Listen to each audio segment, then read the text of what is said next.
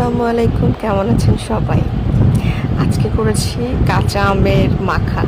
ছোটো ছোটো করে আমগুলো কেটে নিয়েছি, সঙ্গে দিয়েছি পরিমাণ মতো লবণ, আর দিয়েছি কাঁচামরিচ।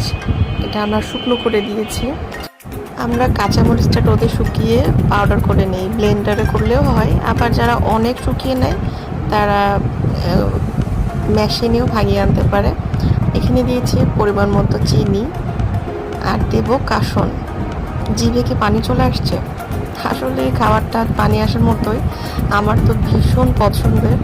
আমের দিনে আমের এই আম মাখা করি, কাঁচা আমের শরবত করি, তারপরে আম দিয়ে ডাল রান্না করি। আমার তো ভীষণ পছন্দ। আর সারা বছর আম ডাল খাওয়ার জন্য আমি কিন্তু ফ্রিজে আম রেখে দিই, কাঁচা আমটাই। তো আজকের রেসিপি এই পর্যন্ত। সবাই ভালো থাকেন। আল্লাহ হাফেজ।